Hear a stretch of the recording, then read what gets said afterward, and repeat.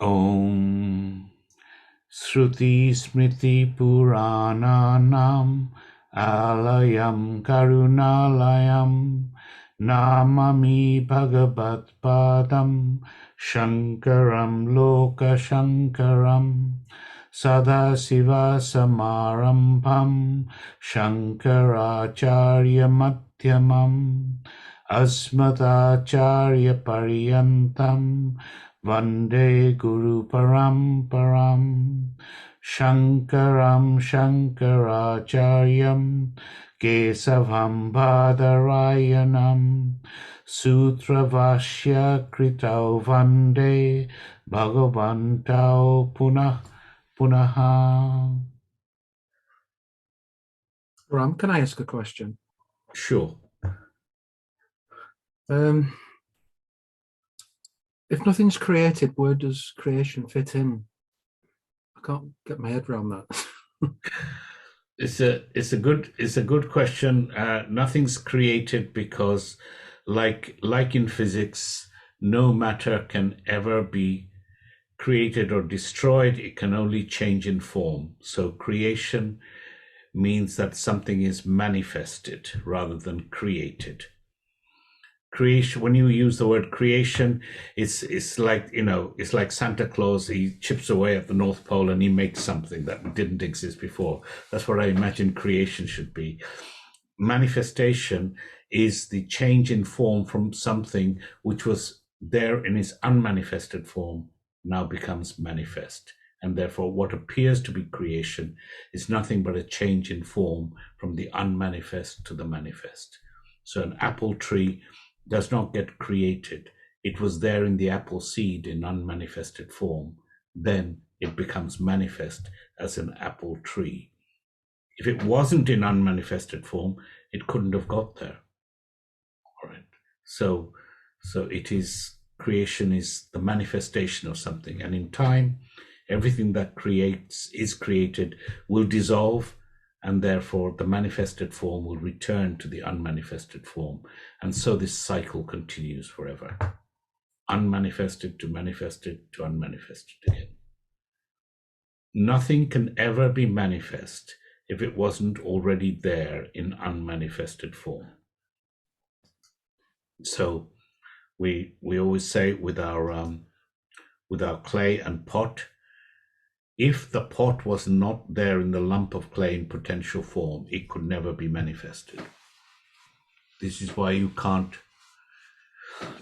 manifest butter out of milk, but not butter out of water. Why? Because the unmanifested form of butter does not exist in water. It exists in milk. That's why we use the word shrishti for manifestation rather than creation. Creation is a myth. Creation is a myth. There's only ever this cyclic process, which means that there was never a beginning. It's a cycle. Okay, I hope that helps. We'll do more on that as we go on because it becomes an important aspect. I'm glad that Darren had that question because I was very confused with it. I found it so hard to get my head round. My sister continually produces the most incredibly beautiful paintings, some of which I have hanging around my home. And if I tell her that she didn't create those, I think she'd be very upset. But then the paint was there, wasn't it, to begin with? Yes, the analogy of that.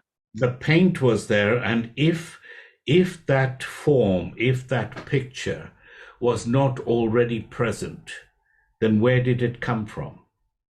All right, it was already present within her.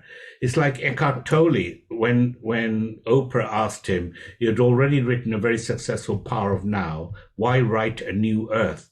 He says, "The book was within me. It needed to manifest." Right? It wasn't within anyone else.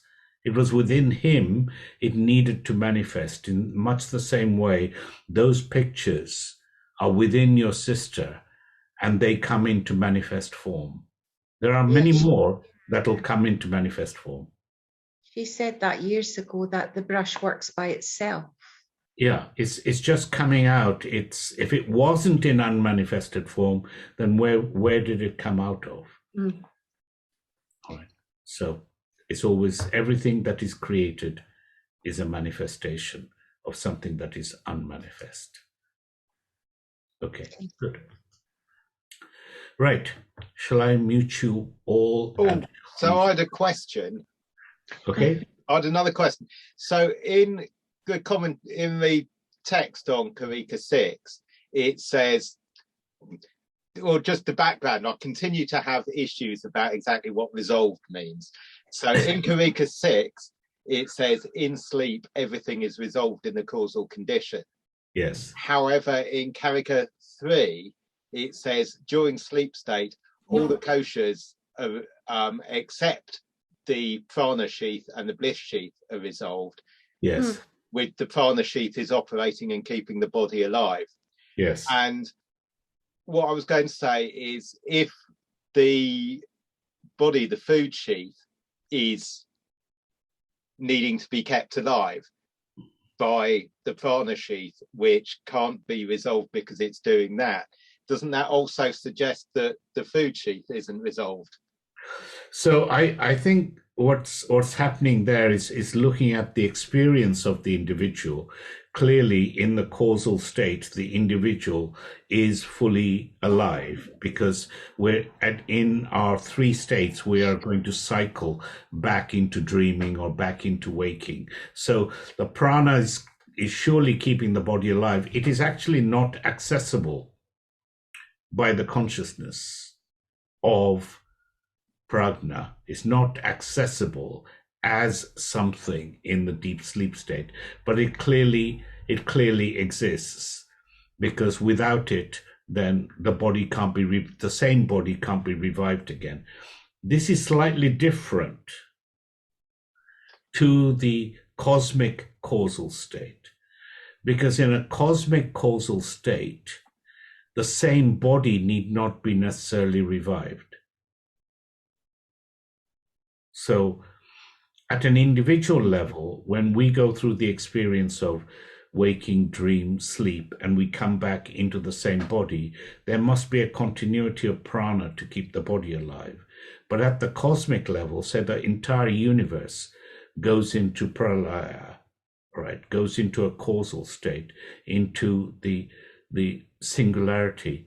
When it gets manifest again, you need not have the same sun and the same earth coming back in. So there's no preservation of the individual components to come back into existence again. But don't you have the same jivatma, or would same jivatmas come into existence out of the causal state? Wasn't that where we ended last time? No, you don't get the same jivatma, you get the same number of jivatmas. Right. All right. So there is no new creation, then therefore the number of jivatmas does not differ. But the ratio of jivatmas, whether they're insects, plants, or animals, that ratio might change. As we get more people on the planet, there may be less ants on the planet or whatever, or more plant or less plants on the planet, because they're all jivas, if they are sentient beings in a greater or lesser way, depending on the quality of their subtle body. So the number of jivatmas stays the same. Their ratio can change in different manifestations of the universe. Ram, can I ask, why do there need to be a limited number or a fixed number of jivas? I mean, if Brahman is infinite, surely everything is infinite. All possibilities are infinite. Therefore, there shouldn't be any limit on the number. Good question. But if there wasn't a limit, if the number was not the same, all right, then you'd have creation. And there is no such thing as creation. So in order for this whole idea of unmanifested to manifest to unmanifested again, this cycle continues. because the numbers don't change. Is that how we can be sure that we actually transmigrate and come back in a new body? Yes, you just don't know what type of body that is. So that suggests that there is that ego that wants to pop up and say, oh, that's me again. There is that ego, but that ego will only be as powerful as the reflected consciousness of that new individual. And the reflected consciousness will only be as powerful as the quality of the subtle body. So if the subtle body is not bright enough to reflect the ahankara ego to the extent where it can say, ta-da, it's me. If you are a humble blade of grass, your subtle body is not, you don't have the wherewithal for the grass to suddenly have this majestic ego that you died with in the previous life. So it's dependent upon the faculties that you're provided in your new body mind mechanism. So it may all be there, the memories and everything. You just have no way of expressing it. But actually, as human beings, we don't remember anyway. Mostly, I mean, we come back in a new body and it's like a clean slate. We don't remember anything, do we? That's fortunately the case. Otherwise, would go slightly mad. All right, not slightly mad, but probably very mad. So we have difficulty remembering what we did when we were very young, anyway. Let alone our previous life. I have difficulty remembering last week. Yeah, exactly. So our memories are not brilliant. So to go between lives and remember, it's a very difficult thing. But just because that is so does not mean to say those memories are not there. As I've said in the past, this is the basis of past life regression therapy, where people in an altered state are taken back into a previous life to relive a traumatic moment, which is the basis of their trauma in their current life, their phobia in their current life. And understanding that condition of a previous life cures that phobia in the current life. So nobody used to believe this until Western psychiatrists actually started to document it. And then suddenly people said, oh, there's something going on here. There's previous memories and people were recalling this under an altered state. So it's interesting. I think in the past I've suggested books on this sort of thing. There's even sorry, Lorraine. Can I ask a question as well? Sorry, Yes. I know you want to get started, but where does Laya and Pralia come into it? Because in the notes, which I've actually been reading, don't always manage it, but in the notes it said they're the deep sleep, the third quarter. So how does that? I don't understand where they suddenly come from, because I thought the third quarter was pranya, or they are. It is the status of that resolution, that state of unmanifestation, is called laya when it's the individual, and pralaya when it's the cosmos.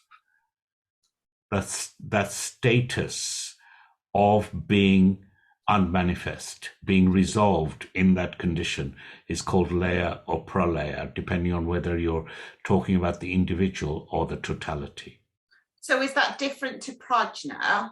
Yeah, prajna is the reflected consciousness, reflected upon on that, right? So that is the awareness, if you like, that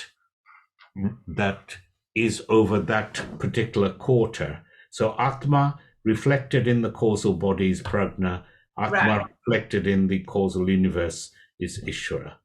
Right. But that status itself, the causal body status itself at the individual and at the cosmic level, is called laya or pralaya. Right. Okay. Thank you. So the resolving of the universe back to where it came is called pralayam. So that is, if you like, the universe contracting again back into a point of singularity where not even time and space exists. Okay. Thank you. That's good. It just shows that people are reading, and that's the thing with notes. You if I were to just dribble this out as words, then I could deny that I said anything when challenged. But with a piece of paper, somebody says, on page 32, paragraph 7, word number 5, you say, and I have to therefore try and backpedal really, really quickly. Ram, can I ask a question while we're doing it? Sure, Will. While we're at it, why not? Karaka 4, where you talk about satisfaction, you know, the world of gross objects satisfying the wake, etc., etc. I understand the words, but I don't understand it in this context. What do they really mean? What do they mean? So the if you take the easiest one is the dreamer or the waker state, So you can at one stage you can say that the Vishwa is conscious of the waking state, right? And experiences it because it is the reflection of Atma, right? But on the other hand, the state, the waking state itself, the anatma of the world at the individual or at the gross level, basically is acting as the entertainment of that awareness. It is the objective world that awareness is aware of. So it's like you watching a movie, right? You are aware of the movie and the movie is entertaining you. Yeah, so it depends on which angle you look at it. You could say that I'm aware of all the objects. All the objects are entertaining me, the awarer, the consciousness that is aware. It's like a play we're watching on the screen. Yeah, if you're watching it, then you are the awareness that you're watching it, and the play itself is entertaining you, the watcher. Okay. Thanks. Right. There's two things going on. It gives something in return because the doer is always also the bhokta, the one who experiences. Okay. We got Maggie back this week. Are you in your new home, Maggie? Oh, excellent. Oh, well done. Well moved. Okay. All right. Shall we get to our opening prayer now? Any other questions while we're at it? We could turn this into a satsang if you wanted to. And maybe this shows that every now and again we should just have 1 week, which is just Q&A. That might be quite a good idea. Are there any other burning questions from last week that anybody wants to raise before we move on? Hand raising, nobody with their mouths open, nothing, I can't detect anything. Okay, all right. Then I believe we'd finished at Karika 6, and now we're at Karika 7. Translation reads, some cosmologists consider the creation to be the glory of the Lord, but the creation is considered to be comparable to dream or magic by some others. So as we've just found out, the topic of creation is a highly debated topic. Everybody wants their little bit in there, whether you're coming from a philosophy, theology, whether you're an atheist or you're a scientist, everybody has their view on creation and cosmology. Now, Gaudapada says that varieties of theories are held by varieties of people. The Veda and the Puranas have actually many viewpoints, and he enumerates them. Some debaters of creation point out that creation is the glory of the Lord. This is particularly picked upon in chapter 10 of the Bhagavad Gita that we've just finished with some of you. Others visualize creation as the dream of God. God's dream, just as we in our dream create this virtual world where everything we create, time and space and all the people and all the objects. So in the waking state, we are in the Lord's dream, right? This is often an idea put forward. Another version is that creation is somehow a magic show by Bhagavan himself, right? He's pulling rabbits out of hats all the time, and everything that we do is actually a magic element of Bhagavan's power. Now, Gaudapada only presents these versions. He doesn't provide an opinion on which is right or which is wrong. As I said, in Vedanta itself, all these versions are presented, but according to context. Once you read the context in which the Vedantic versions are given, there is only one view in Vedanta. But let's carry on with Karika 8 for the time being, where Gaudapada continues. In respect of creation, some are convinced that the creation is mere will of the Lord. Astrologers consider the origination of beings to be from time. So he continues and says, some other debaters point out that creation is the will of the Lord. Bhagavan was alone present in the beginning, and he willed for creation to come into being, and it was according to his will. Such people are very certain about this and maintain that their version of this should not be questioned in any way. It was the will of the Lord. The Lord created, put everything in its proper place. Don't ever question this. This is the truth. All right. As you know, Vedanta doesn't believe in belief. It only stands for knowledge. You have to come to know, not just to be believed. Therefore, Vedanta is not preaching. It is always about teaching. Now, others say that Bhagavan is not responsible for creation, but it's all just a function of time, Kala, time. Especially astrologers. Astrologers think everything is based on time, all right? Where the planets are at what time, and everything is as a result of time itself. And that time is responsible for the arrival of anything that is created, the arrival of creation itself. He carries on in Karika 9. Some consider that creation is for the enjoyment of the Lord. Others consider that creation is for the sport of the Lord. What desire is possible for the ever-fulfilled one? This creation is the nature of the Lord. Now, when those that are out there who hold the view that Bhagavan created this world out of his will are asked the purpose for the Lord doing so, they say that the Lord created the world of beings for his own entertainment. Just like the idea. It's like building a train set. He could, so he did it. It was a Sunday afternoon and it was raining outside, so he put us all together, and it was for his own entertainment. And others say that creation is the sport of the Lord. Vedanta itself gives all of these answers at different times. However, all these answers will only work temporarily. When one probes into any of these versions of creation, they will always raise more questions. Any answer regarding creation will only lead to further mystery about creation. Just the level of mystery will deepen. Now, consider the idea of the Lord dreaming up this universe similar to us dreaming our dreams. All right? This is a valid one. A lot of people believe in this one, that we are actually living in the Lord's dream.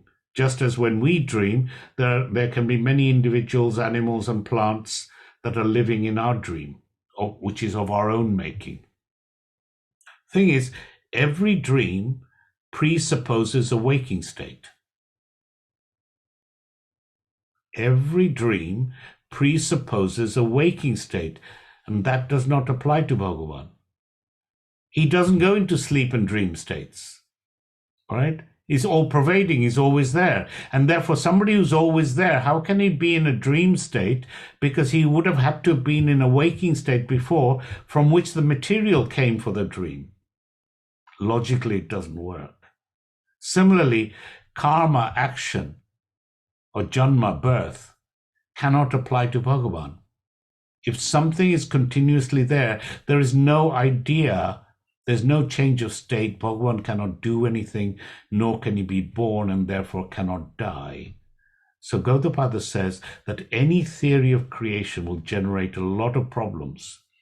And using the word creation itself regarding the universe will never provide an intellectually satisfying answer. Using the word creation will never provide an intellectually satisfying answer. Gaudapada's stand is that there was no creation. The world did not arrive. For if it arrived, you have to ask the question, why did it arrive? Where did it arrive from? You see, as soon as you make a statement that it arrived, suddenly you have to answer the other questions of where did it come from? The world has always been there, in Brahman, in either manifest or unmanifest form. The world was never created, nor did it arrive, but it's always been there as name and form in manifest form, or in an unmanifested condition, resolved. Mithya, name and form is an integral part of Brahman. Does everybody understand that statement? Now, you know what Mithya is. A dependent reality, something that is transactional, yet on second viewing is seen to be not real. Mithya, name and form is an integral part of Brahman. This universe, which is Mithya, name and form, was never created by Bhagavan. Right? It never arrived at a particular time because it's always existed in Brahman. Has no beginning, it has no end. And referring to this in the 15th chapter of the Bhagavad Gita, Krishna says, its form as much is not perceived here. It has no beginning, middle, or end. So the advice is drop the word creation and you will get out of confusion. Now the question now arises, if Mithya, name and form universe, if this universe is Mithya, name and form, a dependent reality of names and forms only, it's Mithya. If that is an integral part of Brahman, doesn't it contradict our original assertion that Brahman doesn't have any parts? Right? How can you make a statement to say this Mithya, name and form universe is a part of Brahman? Because we've always said Brahman is partless. It doesn't have different components. Why? Because if you had different components, if you had parts, there'll be places where some parts start and some parts end. You wouldn't have something that's complete, that's infinite, that is the same all over. All right. The answer is that a Mithya part, being Mithya, is good as not a part. What does Mithya mean? Unreal, right? It's a dependent reality. It's only an apparent reality. Well, if the universe is an apparent reality and we say it's a part of Brahman, how can apparent anything be part of anything? It just can't be counted. Oh, Ram, you're just playing with words here. Yes, I am. It can't be counted. I'll give you an example. What is Mithya cannot be counted or taken, right? It is experienced but cannot be counted. What's the example? Take your shadow. inseparable from your body, right? The shadow has all the features of the body, but it cannot be counted as a second entity. It is mithya. It is a dependent reality on you. And therefore, this mithya shadow can never be counted as a distinct entity of its own. If it cannot be counted as such, it cannot be part of anything. How, and the next question that was asked, how can Brahman have a desire to create a world? This cannot be answered, but any answer will lead to further questions. You see, if Brahman is everything, why would you have a desire to create anything? Because you already are that. All right? Why would Brahman have a desire to create the world? Would be a valid question to ask. Now, in the Taittiriya Upanishad, it's one of the very few places in the Upanishads where it says that Brahman created the world because of, or Ishvara created the world out of ichcha, out of a desire. But it was only a colloquial phrase that was then explained what it actually meant. It was a temporary description of Bhagavan having a desire to create, but was given, it was not a real description. The real explanation of creation is that there is no such thing. There's no such thing as creation. Right? Because everything that is manifest had to have been in unmanifest form. And after manifestation, it will at one time or other resolve back into an unmanifested form from which it'll be manifested once more. It's a cycle. Nothing gets created. It just gets changed in form.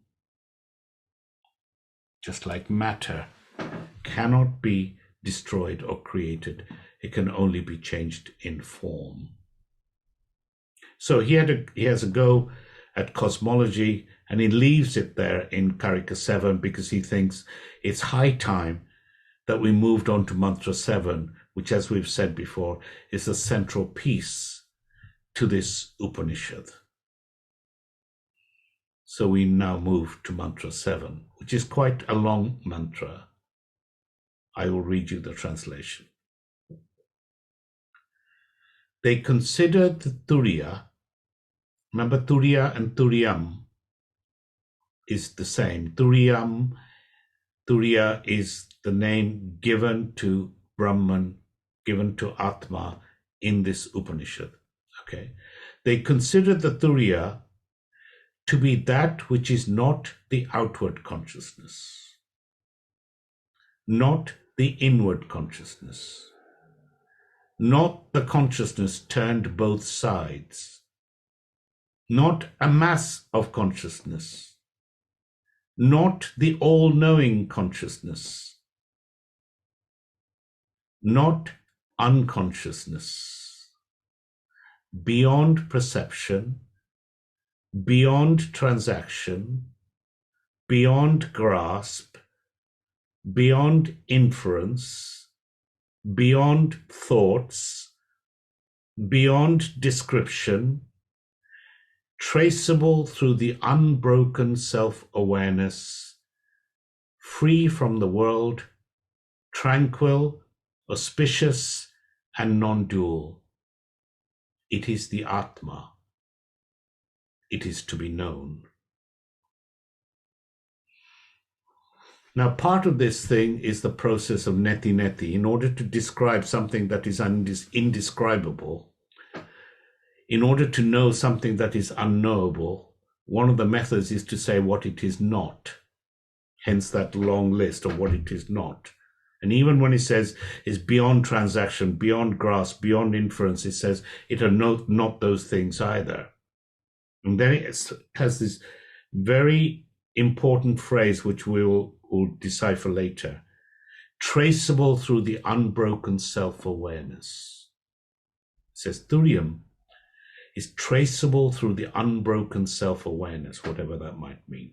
And finally, it says, just comes out and said, it is Atma, We know that Atma equals Brahman. It is Atma and it is to be known. Right. Remember where we've been so far. So in the second mantra, the Upanishad introduced Atma with the 4 quarters. In mantras 3, 4, and 5 and 6, the Upanishad pointed out that each quarter is the name of I, the Atma, the consciousness principle. It is the threefold association. First one is with the waking state. Second quarter is the dream state. Third is the causal state. That makes me Vishwa, Daijasa, or Prajna, respectively. Then what is Turiya? Got the 3 quarters. What is Turiya? First, it should be noted that Turiya is not associated with the 4th state. It's rather confusing because Turiya in Sanskrit means 4th. But that's just to try and, that's a low ball, trying to make sure that it tries to get you out. All right? Turiya is not associated with the 4th state. There isn't a waking, dreaming, and a sleep state, and then a 4th state, the ultimate state. Don't think of it that way. All right? Turiya is not associated with the 4th state, or rather, it is disassociated from all the 3 other states. It's not associated at all. It is dissociated from the other 3 states. I, the consciousness, I, the awareness, disassociated from the 3 states and the things that are obtaining there. What is obtaining there? The 3 bodies or the 3 universes, depending on whether we're looking at anatma, that's the individual, or the totality. So I, the consciousness, disassociated from the 3 states, and the 3 obtaining there, the 3 bodies, 3 universes, I, the consciousness, am Turiya. I, the consciousness, disassociated from those, am Turiya. That's what verse 7 says. We need to understand it, of course. How can I dissociate myself from the 3 states? We only have those 3 states, and one of them I don't even know because it's the causal state. It's full of ignorance. We are always in one state or another.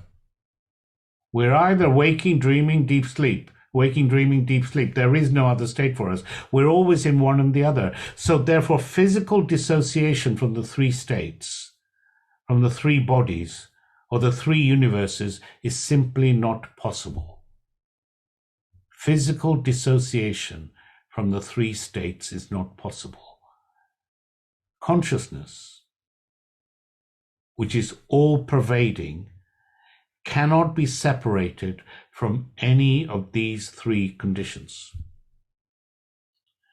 For an all-pervading entity, disassociation is not possible. When something is all-pervading, it cannot be dissociated from anything. Why not? Because it's all-pervading, right? If it was dissociated from something, then it wouldn't be there.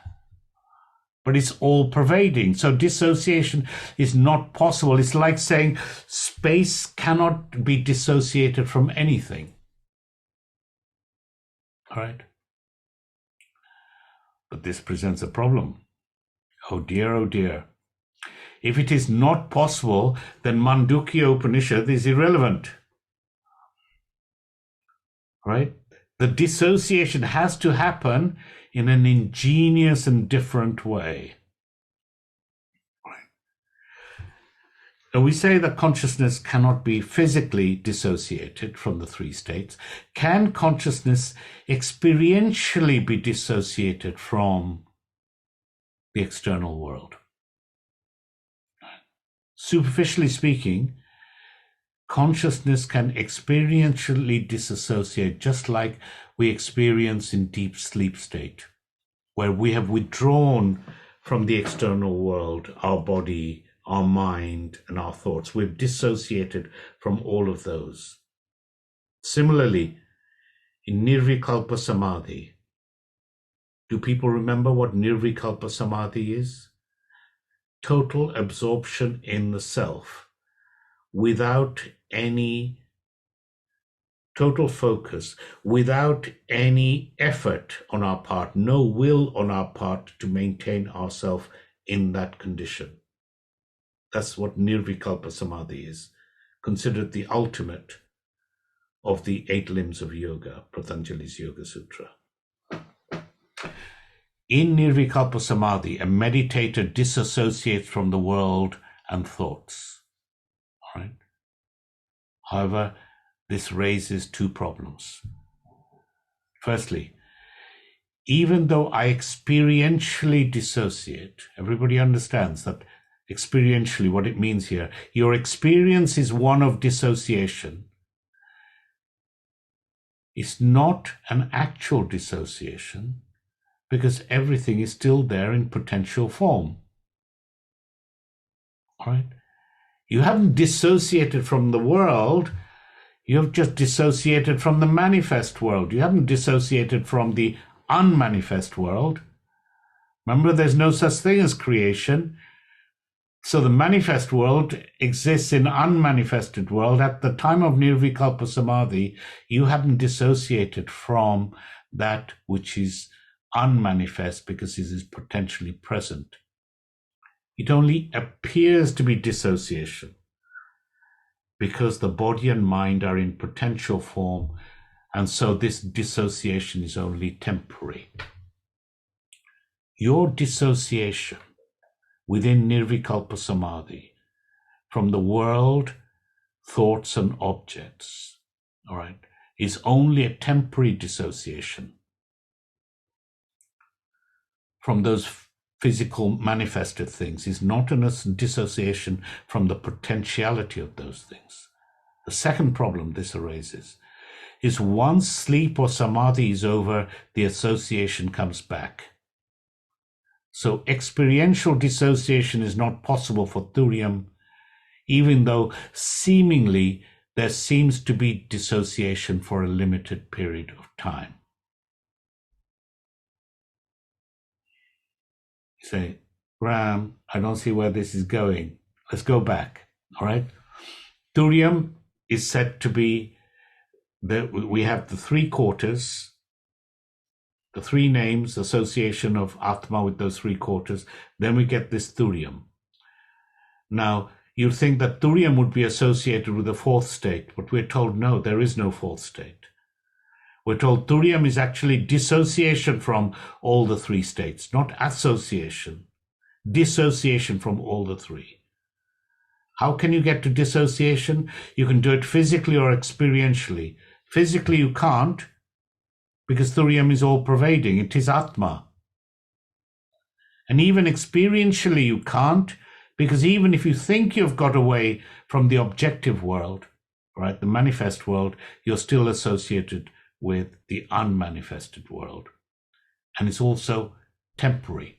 It will come back.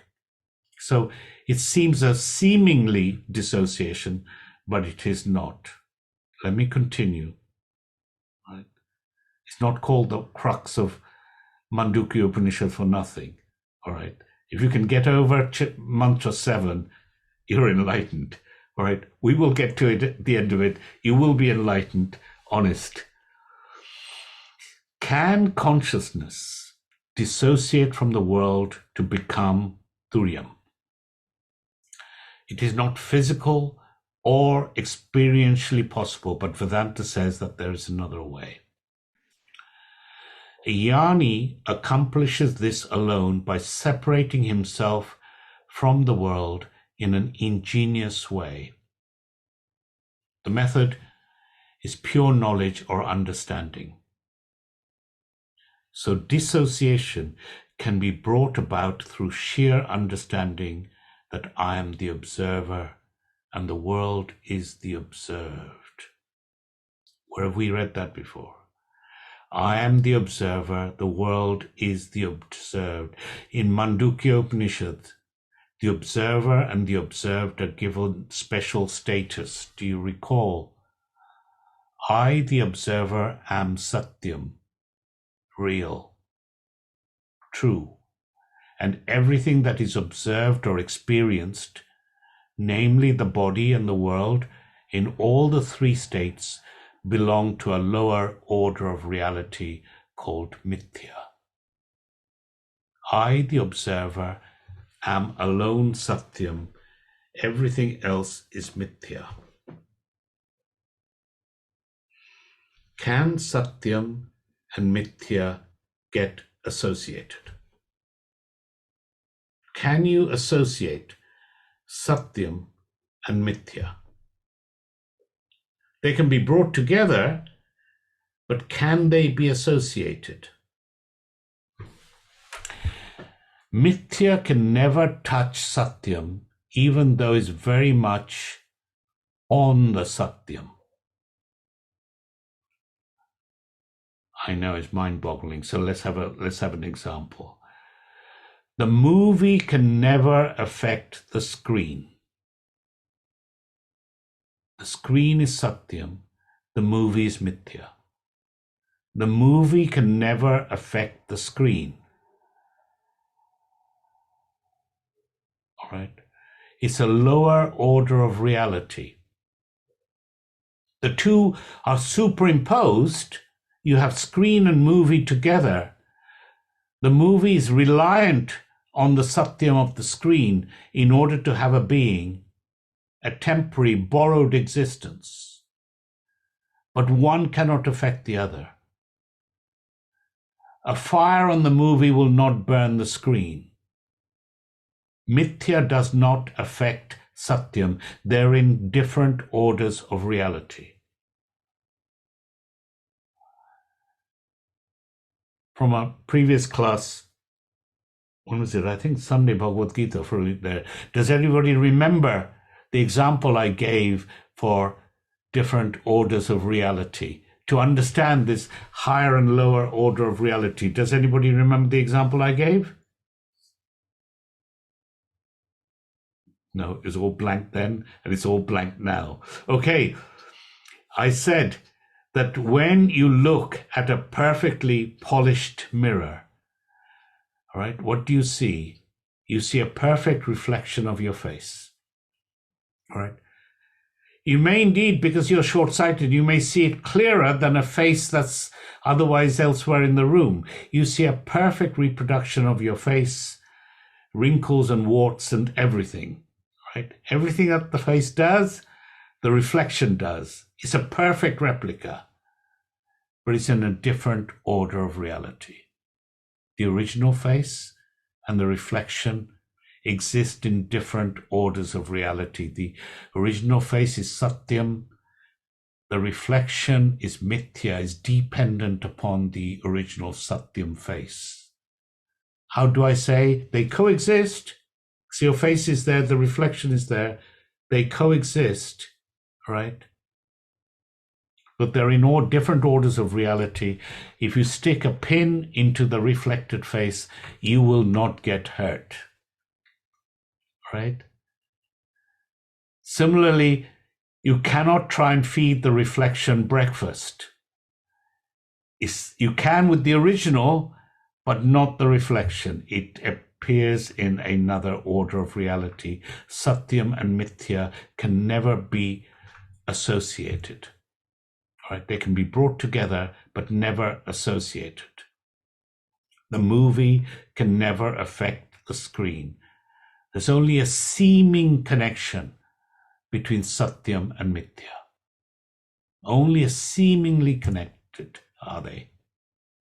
Now, once it's understood that the association is a seeming one and not actually factual, it becomes clear that I, the Turyam, the consciousness, am only seemingly Vishwa, Taijasa, or Prajna. I, the Turiam, am only seemingly Vishwa Taijasa Prajna, but not in fact associated with any of these quarters. Right.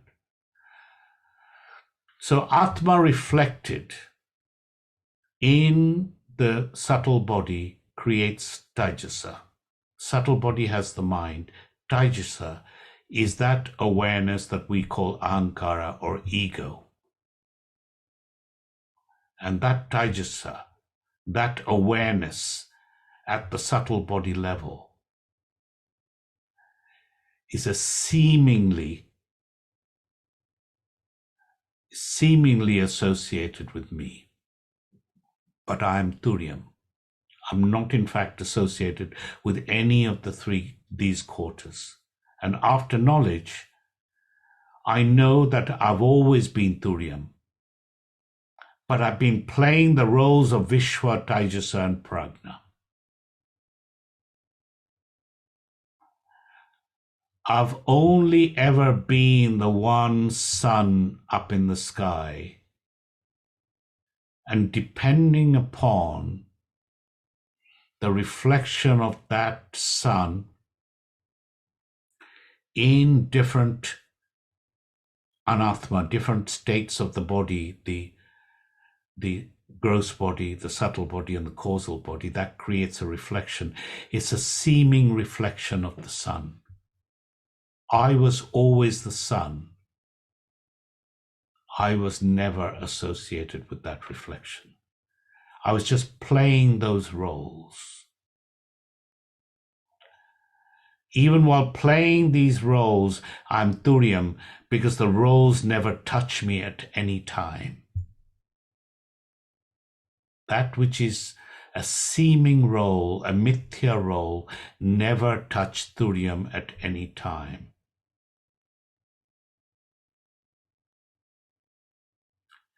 This is quite profound. It'll take some time to digest. Let me try and illustrate this, a little example. A great teacher, Surasvaracharya, we've never studied him, but he gives a very simple example of a straight rod partially dipped in a glass bowl of water. We know what will happen. When the rod comes in association with the water, the rod under the water appears to be bent. Everybody knows this little experiment, correct? How do I straighten the rod? It's a perfectly simple experiment. You put the rod in some water and the rod appears bent. So how do I straighten the rod? Not by taking out, because the rod need not be straightened since it was never bent. I'll repeat. The rod need not be straightened because it was never bent. Thus, experiencing the bent rod, I can happily declare that the rod is straight by the knowledge that the seeming bend is not a factual bend. Just by knowing it to be true, I can say, I know you can see that the rod is bent, but actually the rod is not bent. This is not true. And I know this to be not true. And by this process, you've effectively straightened the rod, which does not need straightening because it was never bent in the first place. Similarly, consciousness is Turiam all the time, during the three states, and the roles are appearances. Right? Becoming Turiam is by understanding that I'm always Turiam. with the knowledge that I'm always Thuriam, not associated with any of the roles in any of the three states, and understanding that I can enjoy playing the roles. I can enjoy being me, going about my business in the waking state, right? Knowing that this is not the real me, it's a role that I'm playing, all right? The real me is Thuriam, but the Vishwa, the consciousness of the waking state, is a role that I'm playing, just as I'm playing a role of the Taijasa, the consciousness of the dream state, or the consciousness of the causal state. Therefore, when the Mandukya Upanishad says that Thuriam is said to be the fourth quarter of Atma, it's not really the fourth quarter, but it's Atma. Vedanta does this all the time. It takes you down the road. It says first quarter, second quarter, third quarter. Do you understand? Everybody says, yeah. Draw me a diagram, Ram. I'll really understand that. Do you now understand? Yes, I understand. And then it says, you know that understanding that you now have totally? Forget that, because it's not that. It's actually this. But in order to understand this, you needed to have understood those preliminary stages.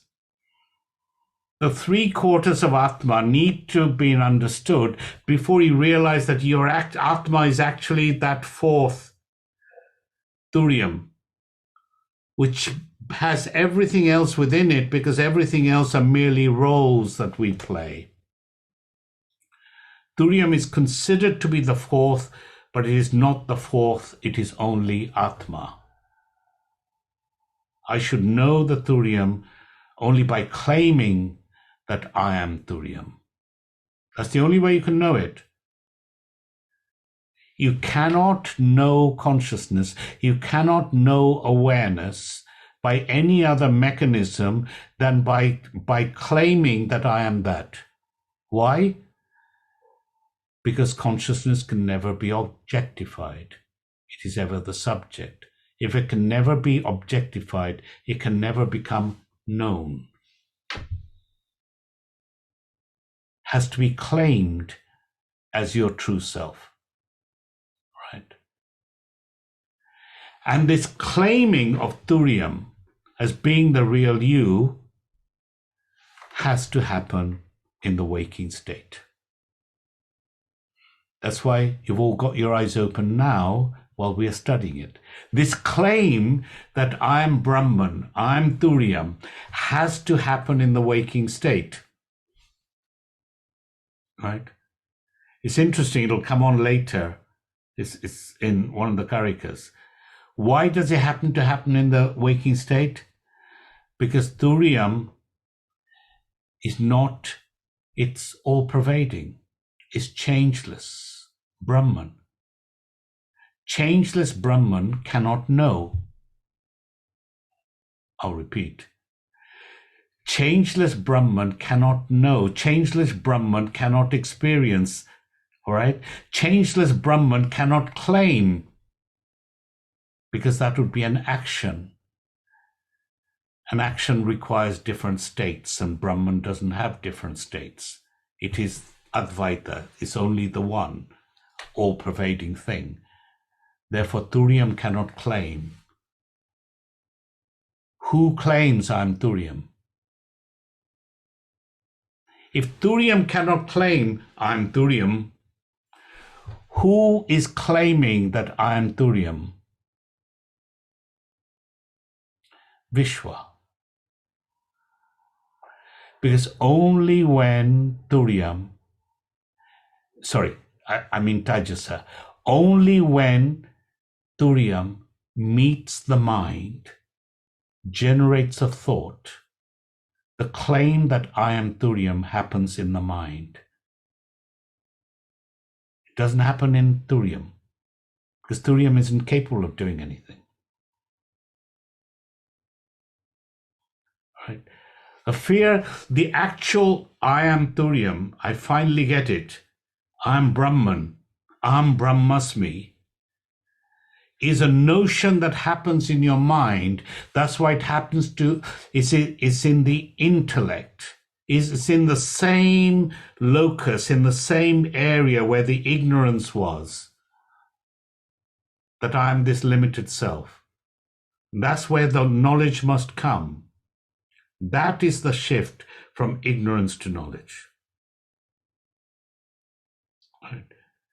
Knowing that I'm Brahmasmi, knowing that I'm Brahman must happen in the mind, must happen in the intellect, because it is the only place we have within ourselves that can come to know. It's a shifting, it's a cognitive shift in understanding. And this knowing, that one of the other Swamijis was doing a class earlier this week somewhere else, and he was saying this knowing is the same as attaining. And somebody asked the question, hang on a minute, what's the difference between knowing and attaining? And he says, Brahman, knowing Brahman, you come to know that you are Brahman, that you were never other than Brahman. That's what knowing Brahman becomes. All right? Knowing physics does not mean you become physics. Knowing gravity does not mean you know gravity. All right? Knowing the molecular structure of water does not mean you become water. But knowing Brahman, you actually attain Brahman. You come to realize your true nature. Right? And at that point, you come to realize, oh my God, if Brahman is infinite, there was never a stage where I wasn't Brahman. There's no distance between you now and Brahman. The only separation is a notional, enormous gap called ignorance. And it can be traversed with the simple knowledge, Aham Brahmasmi, I'm Brahman, I'm Turiam. That gorge is then crossed.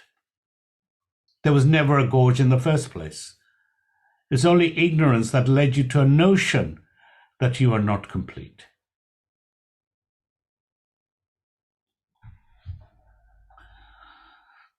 Let's carry on with what is the nature of Turiam. Because a lot of words were said in that verse 7. First one is Turiam is not an experiencer. Consciousness is seemingly Vishwa or Virat, i.e. operating in the gross world, mantra 3, or Taijasa Hiranyagarbha, mantra 4, or Prajna Ishvara, mantras 5 and 6, but it is not actually any of these. Turiam, consciousness, is not actually any of these. It is not even in any of the intermediary states either. Normally, there's only these 3 states that we talk about: waking, dreaming, sleeping.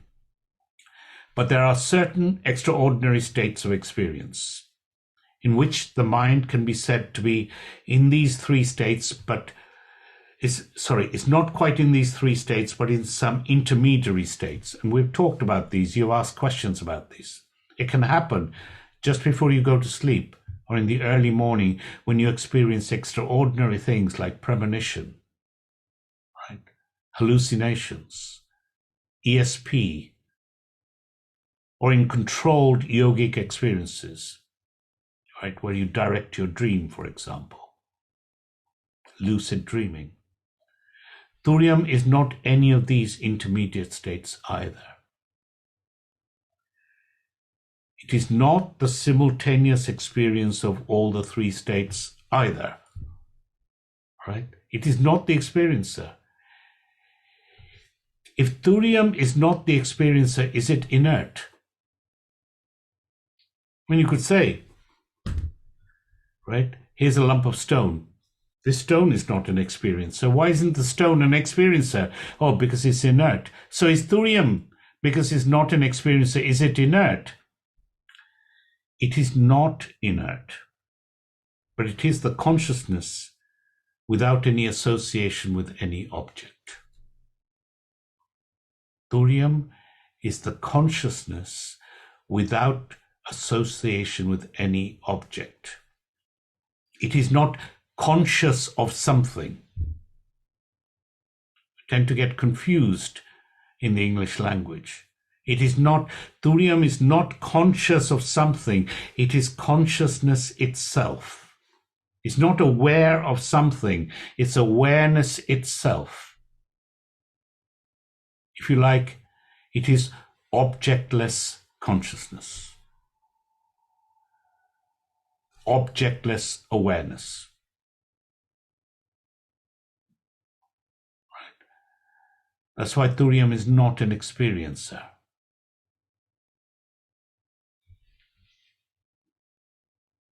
Next one was thurium is not an object of experience. Thurium is not an object that you can experience because it cannot be perceived by the eyes or the other sense organs. The hand and other organs of touch cannot handle thurium. You can't say, here's a pound of consciousness. You can't handle it. Therefore, it is beyond all transactions. You can't manipulate it. You can't turn a pound of thurium into an elephant. You cannot manipulate it. It is a transcendental reality. Right? It cannot be objectified. Next, it says, is beyond inference. Right? Inference is when you infer something that you don't know from something that you do know. You can say, I infer that there's a fire on the other side of the mountain because I can see rising smoke. I can't see the fire, but I can see the smoke. That's inference. But there's nothing other than thurium. If there's nothing other than thurium, because thurium is all there is, the infinite, all-pervading, changeless entity, if there's nothing other than thurium, it cannot be inferred. Because you need something else to make an inference from. So it says cannot be cannot be inferred. Is beyond thoughts, is the next one. Is not available for sensory or mental objectification. That's what we do with thoughts. No one can claim that they've experienced thurium. Doesn't have any color, doesn't have any form. Right? It's beyond description, said. Thurium cannot be described by words. It is indescribable. As an aside, Vedanta says there's 5 areas of description. Did you know that language always has 5 areas of description? One is a specific substance. You can describe that, such as a pear tree, very specific substance. You can do it generically. You can say tree. All right, that would be the second. Third is property, color, form, whatever. The fourth is varieties of activities. And the fifth one is relationship to other things. These are the 5 ways that you can describe a thing in any language. And thousands of years ago, they actually documented this is how in language you can describe a thing. Any word in any language functions in only these 5 areas. And thurium does not fall into any of these 5 areas. Right? It's not a specific substance. It's not a generic substance. It doesn't have properties. It doesn't do varieties of activities, and it's not related to anything else. Specifically, there is no second thing of the same order of reality as Turiam. Turiam is Satyam. Everything other than Turiam is Mithya. And therefore, there is no second thing, the same order of reality as Turiam. And if there is no second thing of the same order of reality, it cannot have a relationship. Because you can only have a relationship with something that is in your same order of reality. Right? Therefore, Turiam cannot be described in words. Again, does people understand the same order of reality? Right? You can be bitten by a dog while you're awake. The dog and you and the bite are in the same orders of reality. You can be bitten by a dog in your dream, but it has to be a dream dog. The dream dog, the dream bite, you in the dream state are in the same order of reality. You cannot be bitten while you're awake by a dream dog. They're in different orders of reality. Do you understand? Right? You cannot, if Turiam doesn't have anything else in its order of reality, it cannot have a relationship. It cannot be affected from any of the others. And finally, I'll probably stop it there. One or two more things, and I'll then stop. Turiam is said to be free from the world. What does that mean? Turiam is free from all the three universes, all the three bodies, those 6 blocks that we had at the individual and at the cosmic level. The Upanishad seems to be negating this very world. It says, you are Turiam, the only thing that's Satyam, and Turiam is free from all the three bodies, whether they be individuals or they be the cosmic. So the Upanishad is simply saying there's no such thing as the world. How can the Upanishad negate this world when we're experiencing this solid, tangible world here and now? It can only negate this world under one condition. What is experienced can only be negated if it is not factual.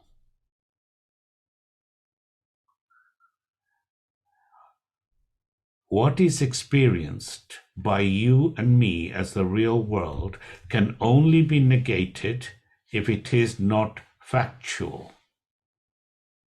The blue sky, the blue ocean, they are experienced by us.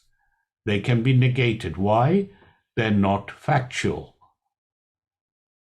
You go up in the sky and you find it's not blue. All right? They've been negated because they're not factual. Turiam is free from the world because the world is mithya. Turiam is free from the world because the world is mithya. And therefore Turiam is Advaitam, non-dual. If there's only Turiam, there is no other, it is non-dual, it's Advaitam. When there is no second real thing other than Turiam, every second thing is mithya. Everything else is mithya. And mithya is therefore as good as not being there at all.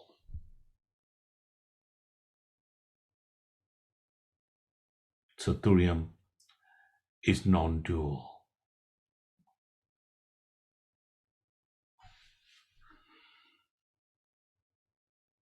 We got more on this verse to go, which will go on next week, but I think that's quite enough for one night.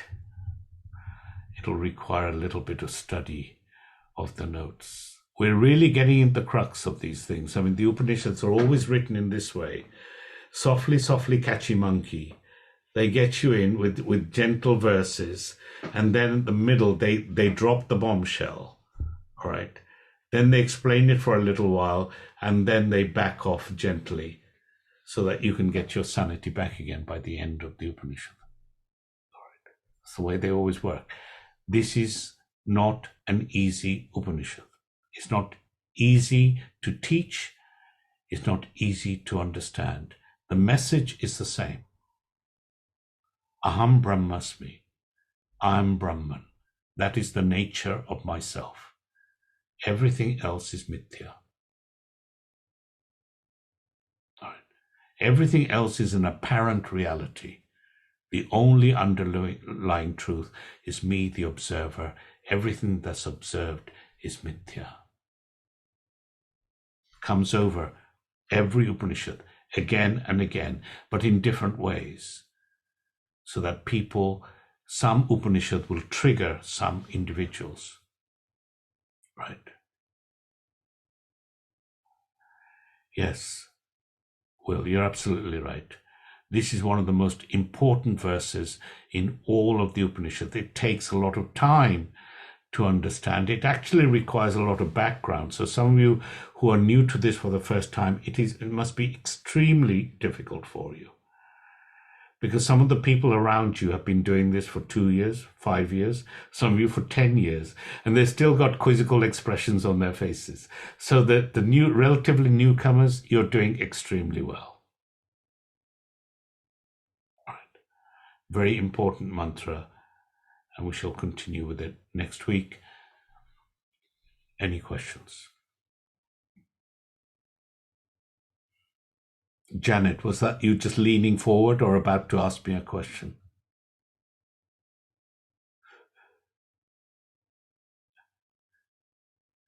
No, not particularly. Right. I'll email you separately about what I've been All doing. right. Okay. All right. Anybody else? No, it's difficult when you hear it to formulate it clearly in the mind sufficiently to ask a question. But questions will come. Fundamentally, just remember Turiam, Atma, Brahman. These are all the same. Turiam is just the name that the Mandukya Upanishad gives to Atma Brahman. And that is the nature of the self. Everything else is mithya. So if our experience is one of those three states, then the experience of us in those states as the waker I, the dreamer I, the sleeper I, these are roles that we're playing. The real I doesn't have this precursor of waking, dreaming, or sleeping. It is the I, that is the Turyam. And the role we're playing is the waker, dreamer, or sleeper.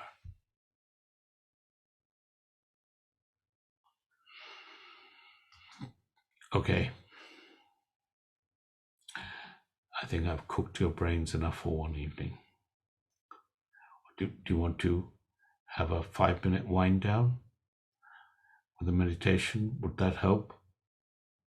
Then you can sleep and not have nightmares. Okay. All right. So let me turn off my video and I will just finish with 3 shantis.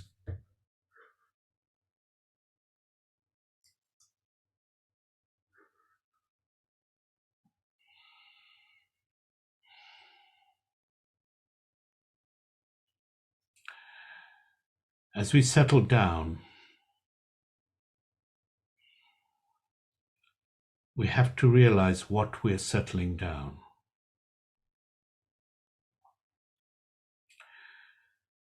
We're settling down the gross body, first of all, the physical body. Settling down means relaxation. While still remaining upright, we're trying to use the least number of muscles. Put it at rest.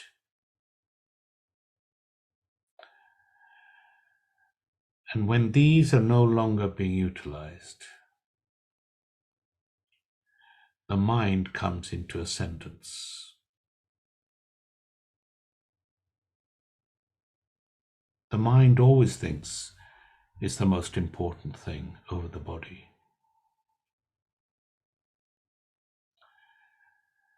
And now those thoughts that you largely kept at bay as a result of things to do now swell up in your mind.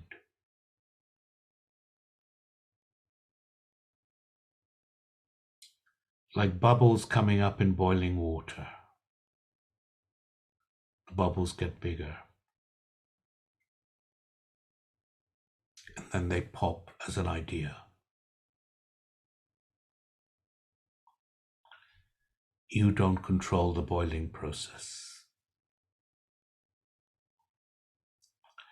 You need not be attached to the bubble thoughts. Let them pop, and you'll find that the boiling will diminish. Thoughts want attention. If attention is not given, thoughts lose their power.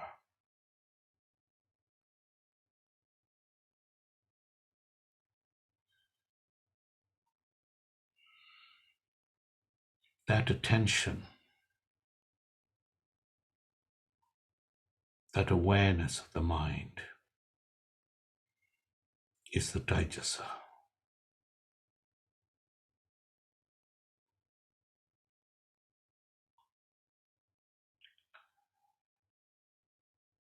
That is the knowing, that is the claiming process, that is the intellect.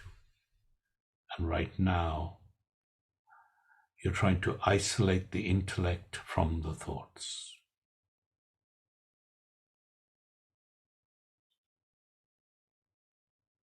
By diminishing the thoughts, by reducing the frequency of thoughts,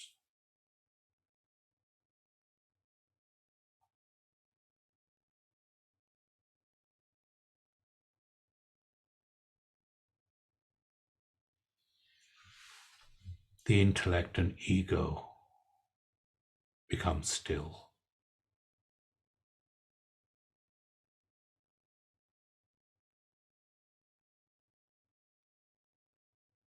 Nothing to think about.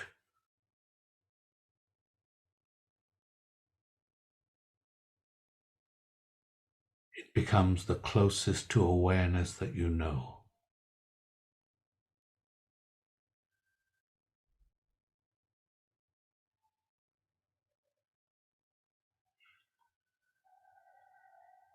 It is aware of your thoughts, and it is aware of the emptiness without thoughts.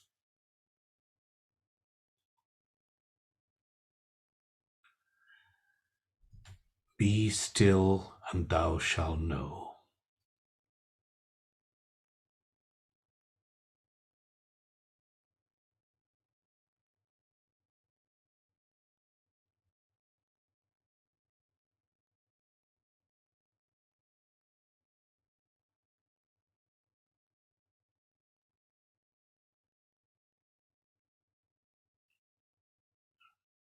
What you come to know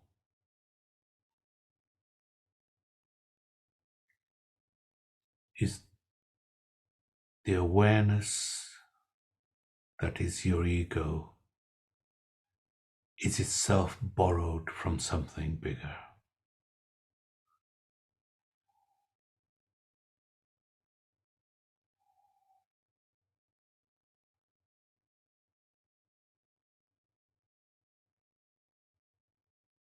You cannot see that thing that's bigger or touch it, but it must be there for your awareness to be.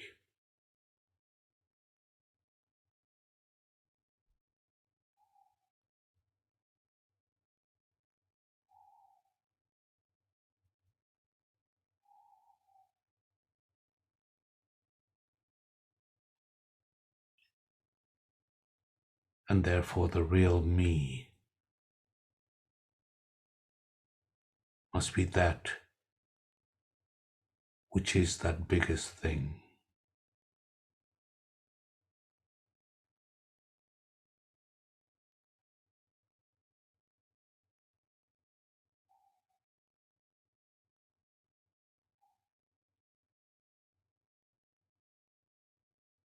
And the ego of the little I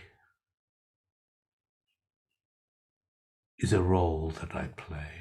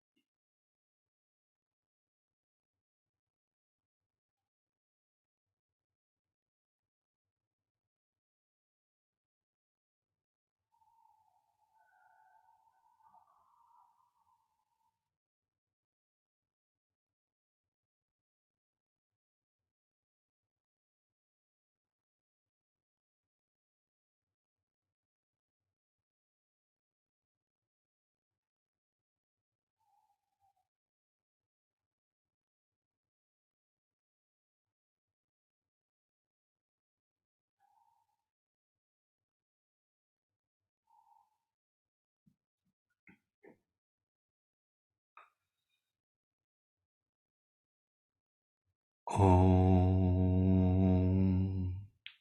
Shanti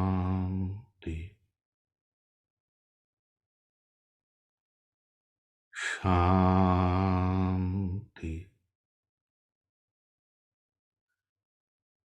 Shanti.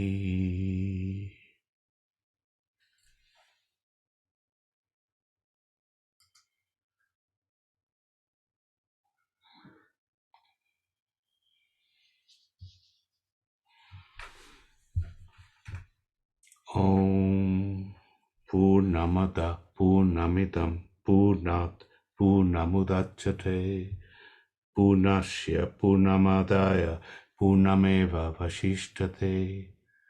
Om Shanti Shanti Shanti. Thank you very much, everyone.